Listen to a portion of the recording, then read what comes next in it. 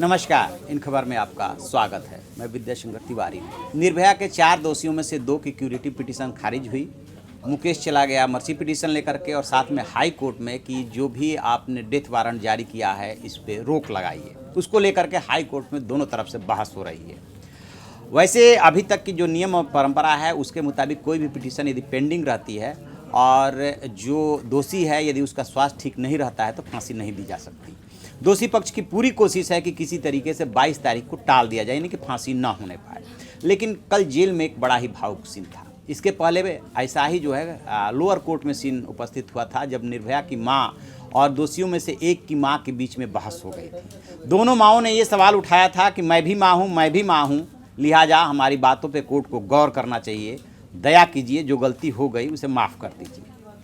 विनय के फादर कल जो है तिहाड़ जेल पहुंचे और वो जब उससे बताया गया कोई तुमसे मिलने के लिए आया है और वेट कर रहा है जो भी जगह बनी होती है, तो वहाँ पे जब वो अपने पिता को देखा तो फपक के रोने लगा। फादर भी रो रहे थे और चाहता था कि एक बार किसी तरीके से मुझे गले लगा लो। पिता गले लगाना भी चाहते थे लेकिन जेल के कुछ नियम कानून है उसके मुताबिक शायद वो ऐसा नहीं कर पाए, बस किसी तरह से टच किया। बड़ा ही भावुक सीन था।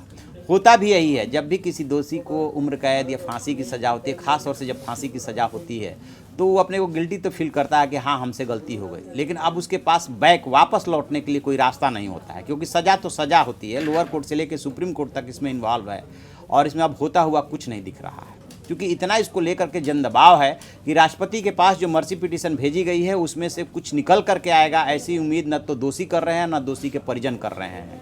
उन्हें लग रहा है कि जो कुछ भी हो रहा है सिर्फ अब फांसी की जो तारीख है और जो समय है उसको टालने के लिए हो रहा है। अल्टीमेटली तो फांसी के फंदे पे झूलना ही है।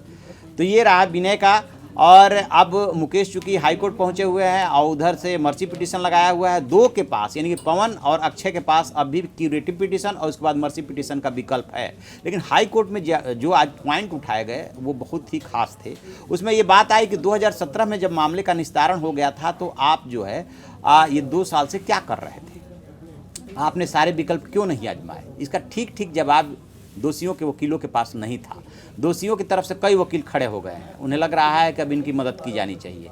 असल में है क्या कि अपने जुडिशरी सिस्टम में मर्सी पिटीशन के लिए, क्यूरेटिव पिटीशन के लिए, रिव्यू पिटीशन के लिए कोई टाइम फ्रेम नहीं बना हुआ कि इतने दिन के अंदर आप ऐसा करेंगे और इतने दिन के अंदर डिसीजन आ जाएगा।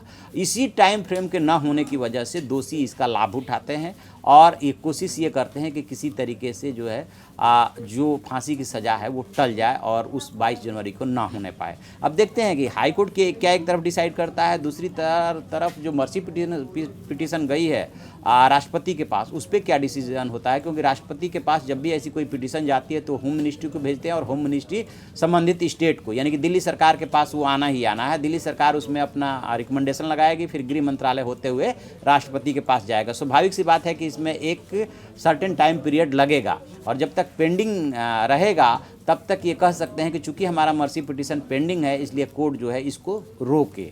देखते हैं जो भी इसमें और अपडेट मिलेगा हम आपको बताएंगे। आप देखते रहिए हमारा डिजिटल चैनल इन खबर। Thank you.